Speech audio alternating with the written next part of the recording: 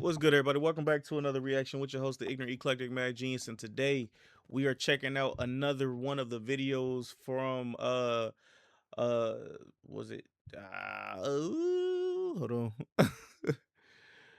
hold up. The truth is, shout out to the truth is, like I do normally, hit that like, hit that subscribe, tell a friend to tell a friend. The original video will be in the description below. On the road to 1,000 subs, like I'm saying, you know what I mean? We're gonna hit that pretty soon. Might be a minute, but you know what I mean? We're gonna hit that. All that being said, let me stop talking. Let's do this. Keeps telling the same dark story. Back in 2024, they released 3 movies, Immaculate, The First Omen, and Apartment 7A, that had identical plots. Each movie showed a hidden group operating in the shadows, luring in a young woman to use her to bear the ultimate evil. In all 3 films, they planned on using this child for a sinister plan. But why did Hollywood keep making the same movie? And what are these movies really trying to tell us? In Immaculate, a young nun played by Sydney Sweeney receives an invitation to join an Italian convent that tends to dying nuns. Shortly after arriving, she starts to notice something is fundamentally wrong with the leadership. It all begins when one of the priests hands her a nail that she is told was used to crucify Jesus. After touching it, she immediately starts having strange nightmares and cannot decipher whether they're dreams or reality. In these nightmares, she sees a group of terrifying nuns with their faces covered in red masks, surrounding her and trying to take something out of her stomach. After these visions, something impossible happens. She discovers that although she is a virgin, she somehow became pregnant. Everyone in the covenant sees her as the chosen one, and her pregnancy as an immaculate conception. They tell her she is the one who will give birth to the second coming. But while the leadership seems supportive at first, the illusion quickly shatters. When she asks to see a doctor for abnormal pregnancy symptoms, they refuse to let her visit a real hospital. When her only friend starts asking questions, the leadership takes her away for physical punishment, and she is never seen again. She is eventually told the terrifying truth. The leadership is actually a rogue fraction operating within the church. They are trying to fast-track the apocalypse to force humanity to believe in God again. To do this, they collected the DNA of Jesus from the crucifixion nail and inseminated her with an artificial seed. By the end of the movie, she manages to escape, brutally fighting her way out of the covenant. She makes it just outside the building before giving birth to the literal false Messiah. And the movie ends with her destroying the creature they forced her to carry. This movie is terrifying in so many ways, because it shows exactly how a deception of this magnitude would actually unfold.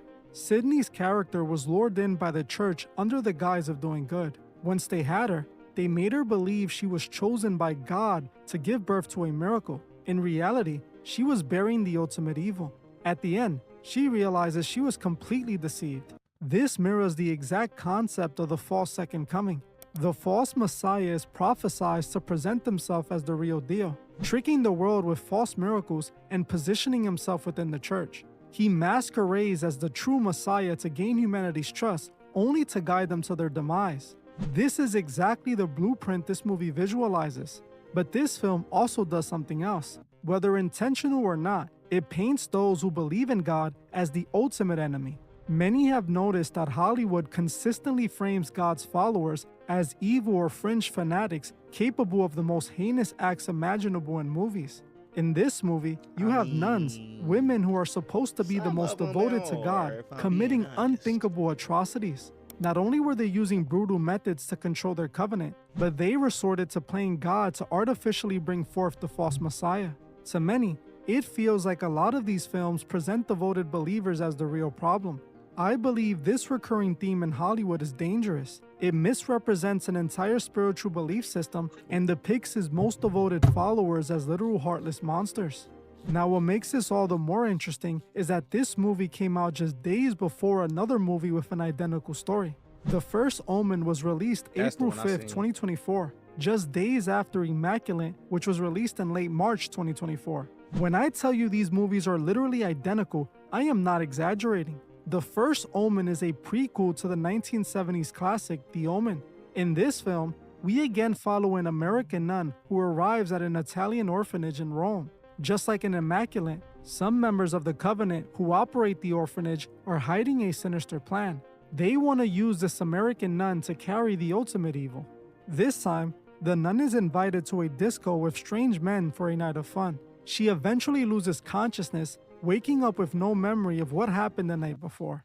Immediately after this, she starts experiencing dark hallucinations. Eventually, she discovers an underground chamber that reveals everything to her. Those operating this orphanage belong to a hidden group within the church. Their goal is to speed up the arrival of the Antichrist by literally breeding him. They want to use the Antichrist to bring forth the apocalypse and force humanity back to God.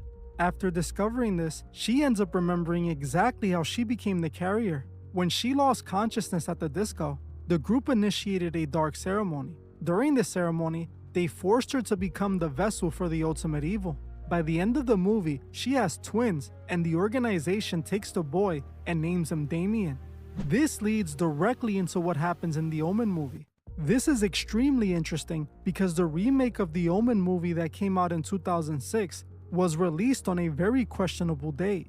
The movie was released on June 6, 2006. Now, when you look at that date numerically, you get this. They literally use this as marketing for the movie.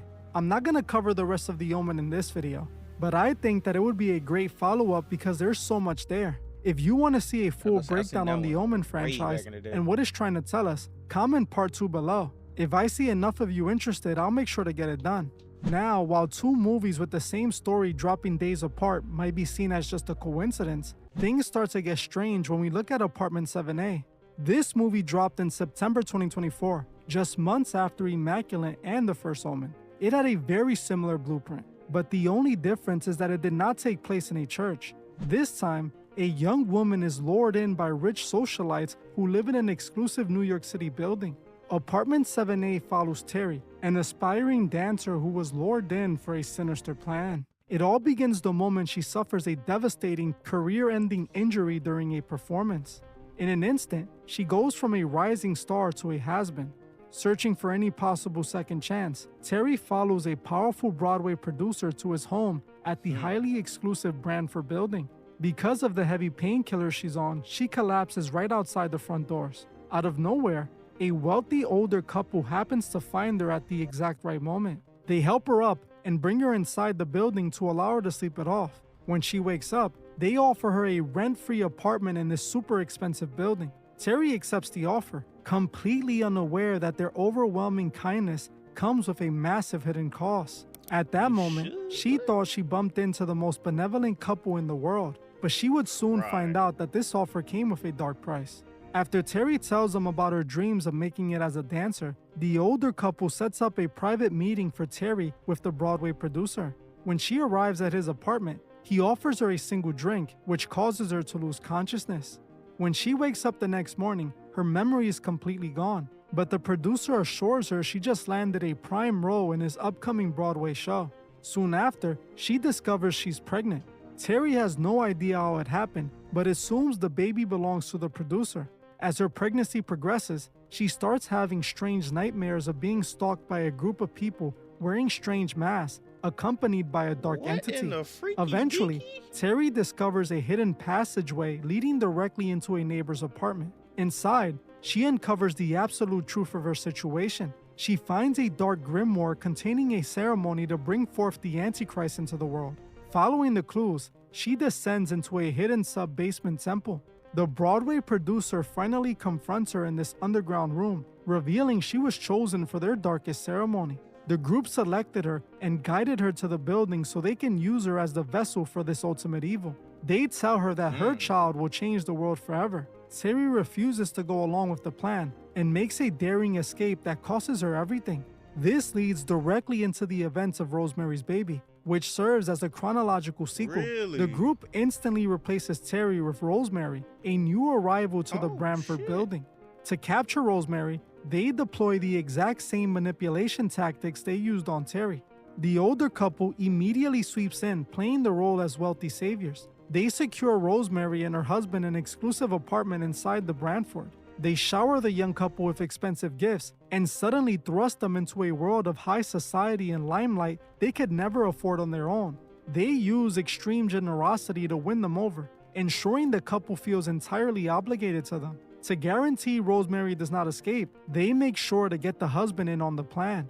They approach Rosemary's husband, an ambitious but struggling actor, and offer him the exact same deal they offered Terry. They promise him massive fame, wealth, and a highly successful acting career. But his price of admission into their exclusive inner circle is his own wife. He must allow them to use her to carry out their plans, and he must actively work to keep her isolated and confused throughout the entire process. He immediately accepts the deal, he sold out trading his old his lady. wife's freedom for his own stardom. But unlike Terry, who managed to escape, Rosemary ended up having the baby. After watching all 3 films, it becomes quite obvious that Hollywood, for some reason, likes to tell this specific story. The exact same story was approved by Hollywood 3 times in the same year. Millions of dollars were spent greenlighting movies that told the exact same story about a hidden Predictive group program who on the lures in way, a huh? woman they use to bring forth the ultimate evil. You might say that because the first movie was a success, it probably led to other studios copying the idea. But the truth Okay. is, none of these movies were massive box office hits. They could have spent that money producing a film they knew was going to make them a massive profit. Instead, these studios all decided to make the exact same movie, all in 2024. I could only wonder if they were trying to tell us something. This could literally just be a massive coincidence, or it could be something much deeper. Think about the actual logistics of the Hollywood machine. Before a single scene is filmed, a script has to be pitched by writers, reviewed by producers, and ultimately greenlit by a board of high-level studio executives. In that sense, it would mean that every single person in that chain of command across multiple studios would have had to look at this exact same story and sign off on it. They pushed this identical narrative 3 separate times in a single year, likely aware that these specific films were not going to be massive billion-dollar blockbusters. In an industry that is notoriously obsessed with maximizing financial returns, they willingly spend tens of millions of dollars producing redundant films. When you look at it from a pure business perspective, it implies that the primary goal of these releases was not to generate record-breaking income.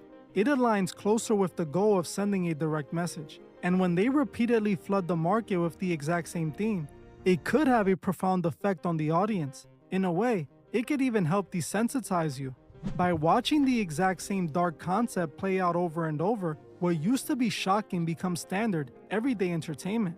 Ultimately, what But then I would say in today's day and age, the way that people are more their eyes are more open, and yeah, how their eyes are more open, and basically how literally everyone that used to be a conspiracy theorist, and what everybody sees now, everybody's just like, holy shit, these motherfuckers might have been right. And yes, a lot of us were. Some of us are still wrong, but that is to be determined and on a later date with like the flat earth, because I that's neither here nor there. But yes, when you look at these 3 movies side by side, it serves a fascinating case study. It really makes you question if Hollywood is simply following a bizarre trend, or if there is something else entirely happening behind the scenes. When 3 identical dark concepts get funded and placed right in front of millions of eyes in the exact same year, it becomes incredibly difficult to write it off as a simple coincidence. It makes you wonder if this is just twin films, or is there something else entirely happening behind the scenes? I want to know what you guys think. Is this just one massive coincidence, or do you believe there might have been a more calculated reason behind all of this? While the industry would never tell us why they do what they do, I believe their choices tell us everything we need to know. For some reason, Hollywood likes to make twin movies featuring these dark themes. Recently, I broke down this movie, which just so This was happened to come out not this one. simultaneously I ain't seen this one. alongside of Ready or Not 2. Just like these The 3 first one was good, movies, though. This one was those good. films featured hidden groups and strange ceremonies. If you want to see what those movies I actually told bought us, it. watch this video right now. If you want to further support the Yo, shout out to The Truth Is again. Yeah, like I said, man, the original video for this will be in the link in the description below. Love each and every last one of y'all. Let me know what y'all think about this, man. I'll catch you on the next one. Peace. Oh, hit that like, hit that sub. Yay.